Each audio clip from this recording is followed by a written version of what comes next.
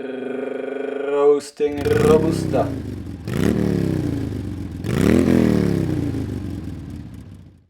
Hello and welcome to a new episode of Roasting Robusta. I have here my friend Charles from the churchyards. I heard there was a session on Robusta. I couldn't miss that one. You couldn't, of course. This is a sub-series that has been going on for quite some time. Actually, when I got the Genie Cafe, and I got these 2 kilograms of the Robusta Vietnam beans that are massive in size. If you remember from some of the earlier episodes, let's just have another look. These are just really humongous, as they would then say. Yeah, I think it's probably one of the easiest traits to see, right? One of the easiest features. The size. I haven't roasted them on the Aillio yet, so that's what we're going to do. And I want to really, like every minute, with the trier here, take out a sample so we can see the evolution of the color. Now, to do that, I actually have this unboxing going on here, which was supposed to be for my warmest week event. But very successful, by the way. It arrived massively too late in time. But the cups look promising. But the cups look promising. So I spent like more than 200 euros for 1,000 cups. Of course, I can use them for other events. But yeah, I wasn't able to use them for my action there. Of course, I have kind of a generic QR code. I don't know if you're up for testing it. Yeah, sure. I'll go right now and we can test it out. We can try it out. So let me share it. I went for the espresso sized cups because, of course, I'm still a cheap bastard. I mean, I guess bigger size cups would have been 300 euros. And of course, they're meant, you know, to be able to give tastings to people. So let's see. Fingers crossed that at least this is QR what it code gives is me. working. It gives me in stock. Now it brings you directly to the 212 Coffee's shop, basically. So, but I can redirect this URL at every time. So now for this experiment, I'll just be using these cups to contain the different roast levels. So we'll do a regular 1 kilogram roast on the Aillio with a 310 preheating. You know, it's early in the year, it's still cold, quite cold. We could say it's around freezing temperature. It's around freezing temperature. It's about 0 degrees, maybe 1. We had some snow in Belgium. Yesterday here it was melting in Bruges, but in the Botanic Garden at Maes I could enjoy a snow view. So that's just giving you an indication of the temperatures here. This is almost at 300, so at 310 we will load it up with the beans, and then each minute we'll use the trier to then see how the color is evolving. Ideally, maybe you would also want to see how the density is evolving. And that's going to be tricky with this very small trier though. So that I'll leave that for another experiment. Density, we would need your density Nutella technique. Well, the 250 gram jar that I regularly use to actually I could get it from the other office if you want. From the other office. The barista sub-central. Yeah, but the thing is, you would need to have it. You need the volume. You need to have the volume. Oh, now I'm getting in trouble here. Trying to get all the massive beans inside of the Aillio. I could help you maybe if my hands are not. That's okay. Once you get through a little bit, yeah. In theory, you have to try and get it, yeah, as quickly as possible. There you go. Actually, taking up quite a bit of volume in the Aillio. I've never worked with this big beans before, so let's see how that's going. So we have the time here. So now, if you can be so kind of, you might go up to 12-13 minutes. If you can put the cups here, Charles. Yes, sure. For every minute that we need. So how many cups do we need? So like 3 or 4? We need, no, like for every minute. Okay. And that's going to be, we're already getting to a minute. So let me just give the info. We're now at minus, okay. Actually, you need a piece of paper to write this down. Well, I'll write it on the cup. We're shooting. So, yeah, so this is minute 2. No need to write. We'll keep them sorted this way. This is minute This 1. way, yes. We'll just keep them sorted. And this is minute 1. So you can see I'm only able to get, 4 beans out at every minute stage. So of course we'll speed this up in post-production of the video. Obviously. Of course. I mean, otherwise we would freeze that in real production. Yeah. But I'm actually happy. I got this new sweater from my mother-in-law, which is great. It's a very warm sweater.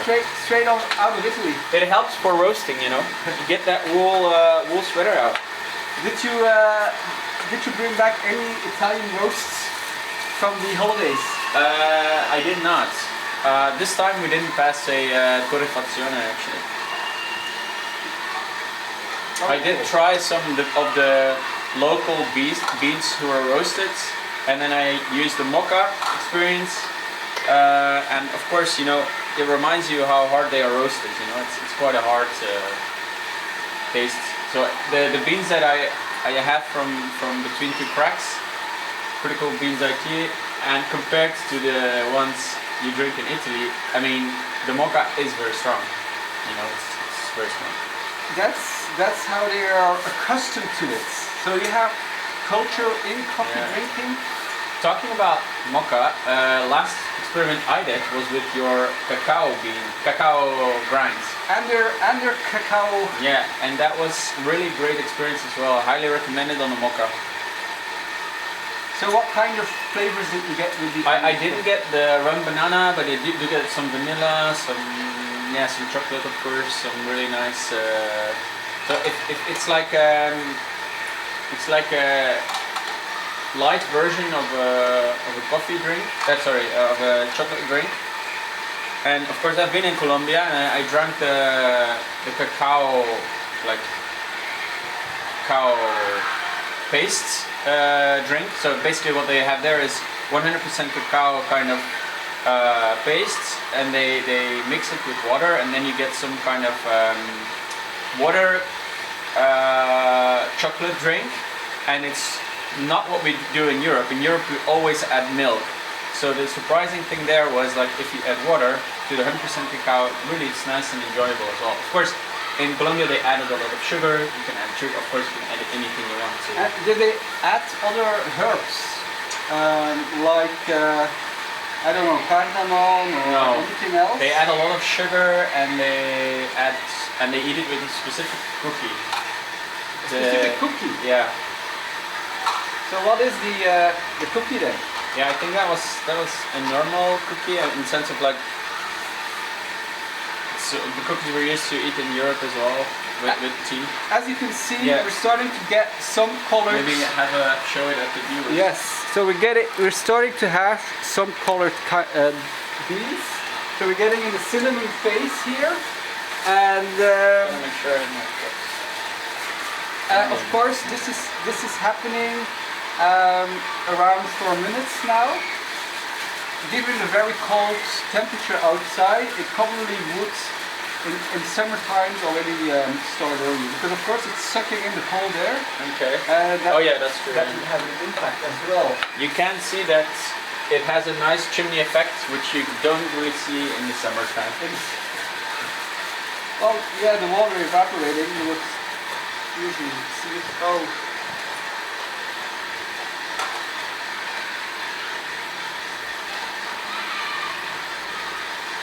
Okay, got a nice set. Of course, during roasting, the beans are getting lighter, so even lighter because these are light beans in general, so it might end up a little bit easier in the trial. Giving you that full experience, of the QR code, and I guess it's not really product placement if it's your product that you're actually it's making. more like marketing. So these ones we're still waiting to fill. We have already done 5 minutes now, and you can see they are slowly getting a little bit darker. Exactly. So we're now approaching 6 minutes. So I'm expecting first crack around 8 to 9 minutes. Let's see. So of course it's difficult to hear if you're not trained in the bullet sounds, because they are much more difficult to hear than the gene cracks. I will have to do my best at least to get 4 beans out every time. as a minimum. I'm trying to do it in 2 picks to get it consistent. In any kind of, I mean, I wouldn't necessarily call this a scientific experiment, this is just trying out the flow. But in any kind It is an experiment, of course. Yes, and first time you're always like, okay, that idea didn't really work. So my initial idea was I'll just take out 2 small samples to get a little bit more of a quantity, but then some of the minutes only have 4 beans. But at least it already gives you some variation in the color of the beans, the size of the beans. So, did you already explain to the viewers how did you solve the temperature problem? The errors, I mean. The errors, well, I'm still getting different errors, and of course it is depending on factors which might be power consumption in the house. I have my father-in-law Felipe preparing a nice pasta fagioli. And so the cooking in other parts of the house, so you could have just power consumption in a bigger area impacting the amount of power available to the machine. And then you start getting these power errors, which are very annoying, because basically the induction heater shuts off as this is happening. A mistake that you shouldn't make is a cycle through the whole going into shutdown and then preheating, because then you lose also information on how long you have been roasting. You basically, when it happens, you just need to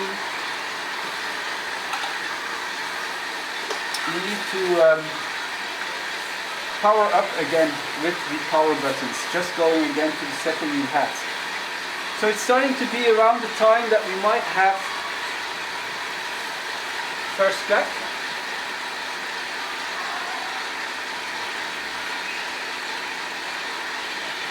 So, what I was also wondering about is when you changed the electricity plug, basically, did that change anything? Well, because now I see you're using that one. Yeah, in the beginning I did have like an extension cord, because Dr. B had his Dr. B has his own setup, of course. But of course, this is still Dr. B's roaster. We have this collaboration for roasting at my place, which I'm very grateful for. It's giving me the experience here with the Aillio bullets. Now I need to go for a third pick, at least to get 3 of the beans. Let's have a look. This is now just a code to give us information, well, to check if you're still present, because you should never roast unattended with any kind of roasting equipment. You're roasting, hopefully not burning beans, but there is still a higher fire hazard than when you're not roasting at all. That makes sense. Makes sense. All right. So now, yep, I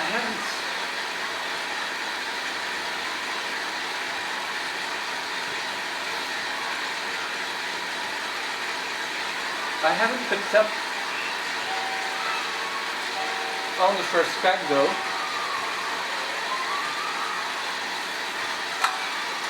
Could it be that there has not been a first crack yet?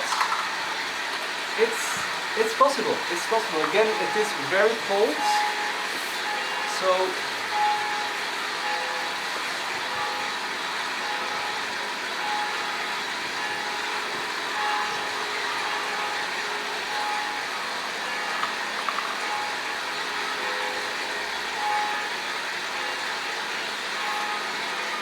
I definitely want to stop shortly before second crack. Yeah, we have now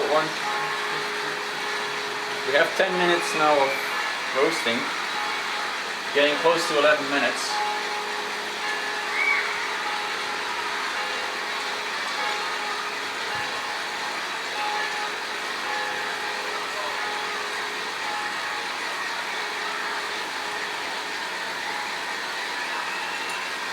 I think that was a crack. That was a crack. Could it be? That was a crack. I heard something that sounded like a crack. You hear that? Great. Okay. The color is starting to to look like something you would like to consume. So usually when I pick up first crack, I would reduce the power and up the ventilation, as it has been tricky picking that up. What I might just do is let a little bit of it come out for tasting and then still progress a little bit further.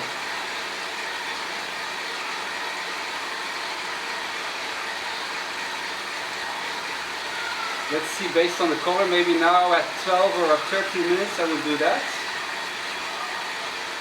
We're close to 12 now.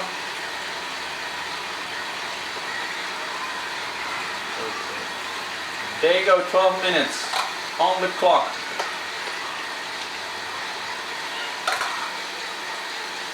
And this looks like, you know, I will just let some escape. This looks like the kind of roast you would want to have, right? Oh, this is the problem now. I have to finish it. I have to finish it. No, you have to finish it. Stop the experiment. Yeah. Stop the experiment.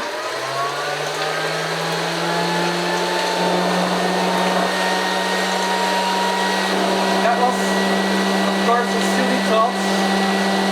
It was worth the try, but you know.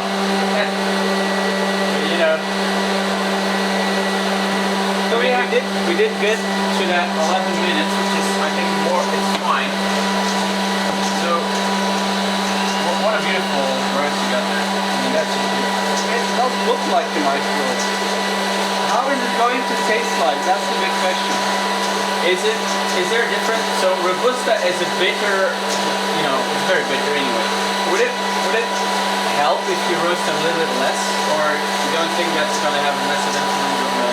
The thing about actually when you're roasting a dark Arabica roast, you start to have some of the bitter toasted flavors. So that kind of approaches a lot more lightly roasted Robusta. That with Robusta, that taste is only going to be more pronounced. So there's, you cannot get rid of the bitterness by roasting Robusta more.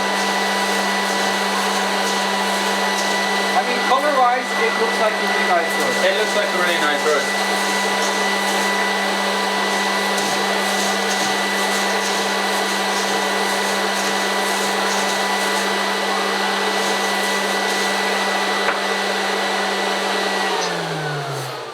Alright, so let's have a look at the progression of color. So, of course, this was 1 minute, 2, 3, 4, 5, 6, 7, 8, 9, 10, 11, 12. So definitely color-wise, this looks like a roast that I might enjoy, Charles might enjoy. We'll of course now do a tasting and see how that is. So here we're rolling again. We'll do a quick, well actually we still need to measure what's our end weight.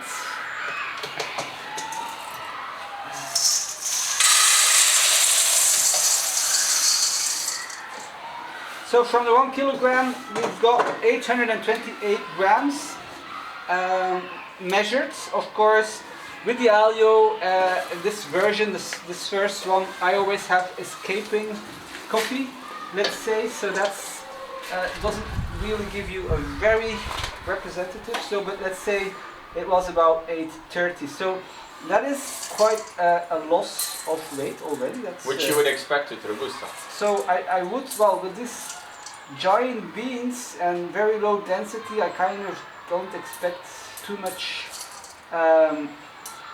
water still present in the beans, but okay.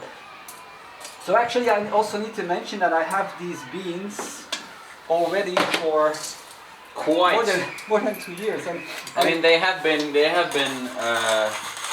been sitting there waiting for you. Yes. Can I take over? Can you take over? This is. I mean, just to warm up, because you're the one with the jacket. I'm the one with the jacket, so I would say, okay, we'll use this for the garden. Okay, you can put those beans in. That's That's one job. At least this is a little bit warmer here. Yes. Wow, it's crazy. They almost don't fit in your. That's yeah. Crazy if you think about it. Yes. I mean, if they would be a bit bigger, they wouldn't fit in your. These beans are not so practical. They're very practical in giving them away for free for somebody buys a roaster, but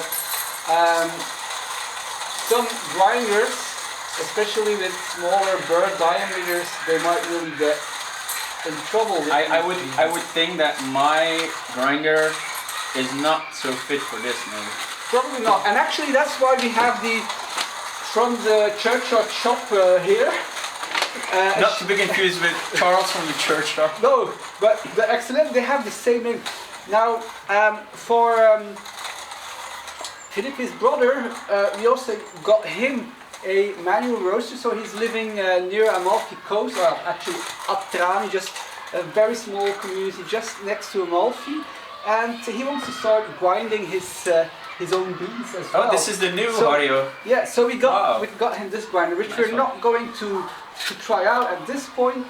Will there be an unboxing at this point or not? Well, the unboxing we can do it, especially because we have an official representative from the churchyard family here. So I would say, oh, the static on this is again, it's incredible. You know what I noticed? I think this might be due to the temperature, because when I took the beans from your roast in these cups, they were almost, and you can see it still here.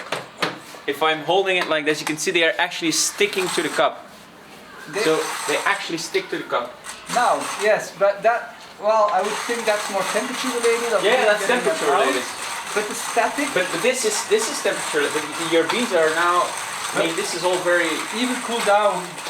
The Vietnam Robusta beans always gave me a massive amount of static. I mean, they are electrical people, you know. They are, and I think it has to do with the density of the beans that is very low. So, okay, so this as a consequence. Can I pick? Yes. Will not be an ideal cupping because I'm just not getting the amount out. So this is the Aillio, what they call smart clear coffee mill. You can't really see it, I think, but this is how it looks like. Yes. Which is similar to the one that I'm using back in the day from the Francis. It has a similar feel, but it's smaller. It's smaller than the one you. It looks smaller at least. It looks smaller. I mean, less tall. It's probably not in terms of diameter. It's the same thing. And what's cool about this one is that it's transparent, and of course that gives you that extra insight in how you're grinding, which is very useful, because sometimes I also wonder how far am I in the grinds, you know, especially because it's often quite a job to do. So we have here, and you have very impatient customers, which is of course due to our culture. Coffee is something fast, you know. Espresso, you know, it's in the word. People want to have fast coffees, but you don't go for that specialty. Yeah. So in another video, I am going to try this one out to see if you can make an espresso with it. Mario, of course, he intends to use it with his mocha pot, the very traditional way of preparing that. You know, you will be able to follow this in another video. I am slowly freezing. You are slowly freezing, but we're getting here a hot cup to be able to try. So in the meantime, I'm not going to use it, but you can already have a look. I basically asked in the shop if it's the same burr set as the Harrow Slim, so that's what they told me. So it is the same. It looks similar. It's the same. I just had a quick look just now, and it looks similar. And so if it is the same burr set, my reasoning was it will give you that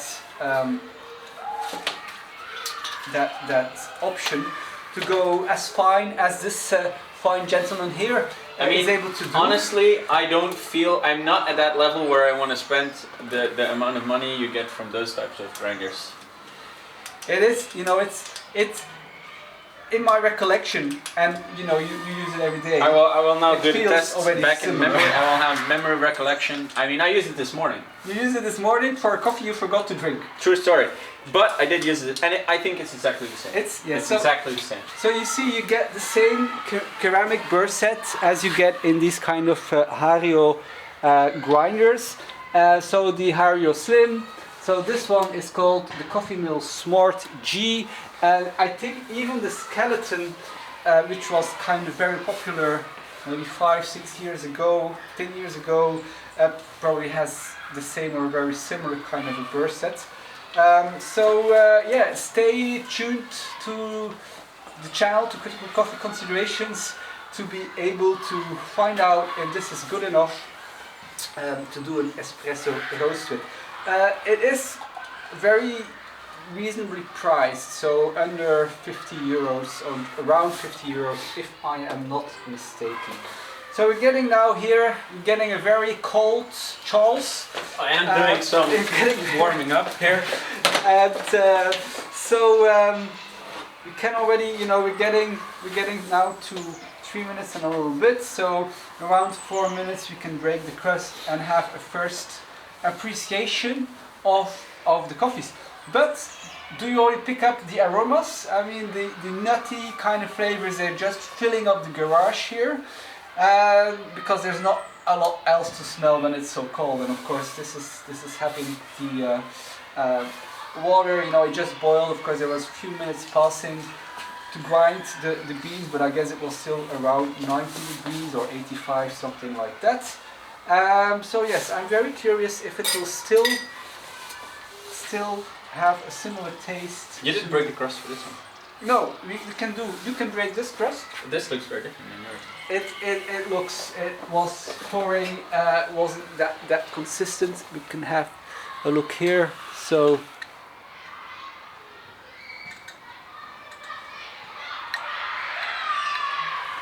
yeah,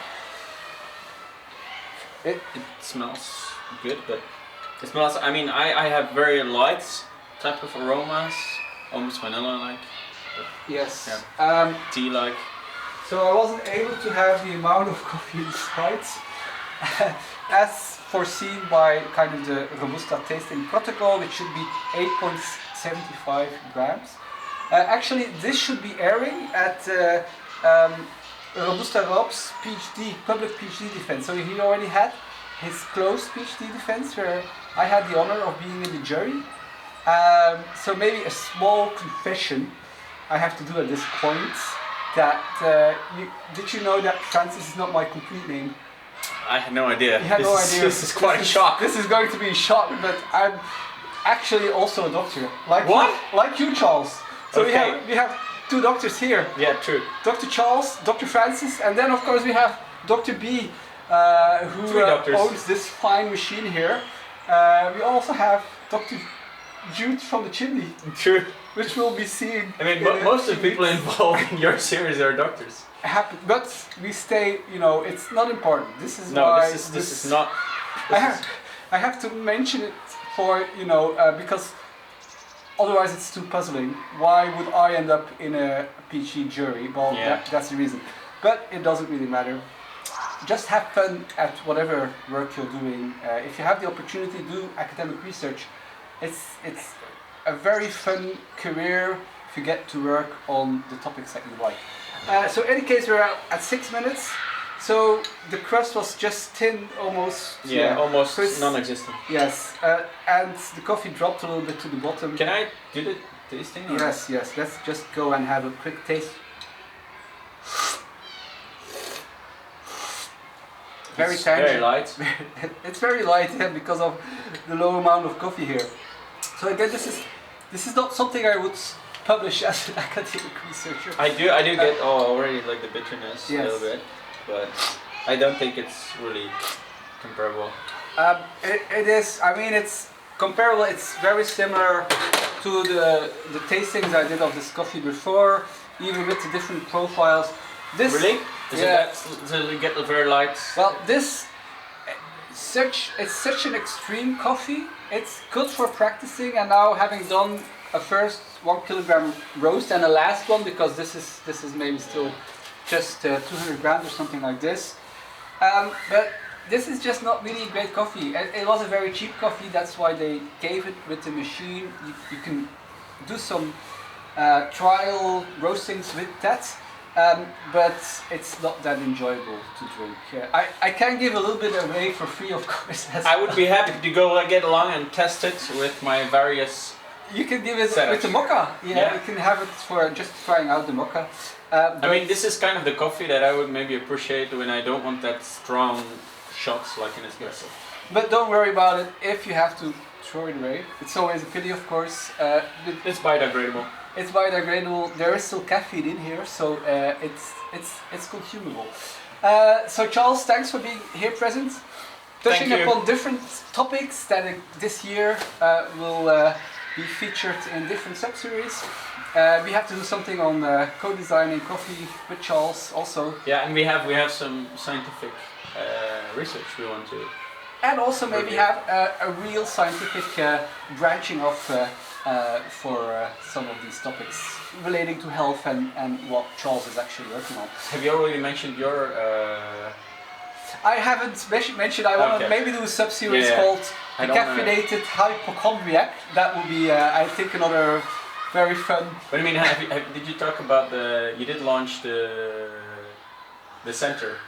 The center, no, the CSI, yeah. Of course, the has that been launched? Crop Science Investigations, of course, that's the, you see, it gets so confusing doing one video a week, and you know, it restrains you in what you can communicate. Charles knows this, there's so many other footage already made on things that may never see the day of life. In any case, thanks for following, thanks Charles for your presence here and sharing this experience. Hope to see you on a next video. Thank you.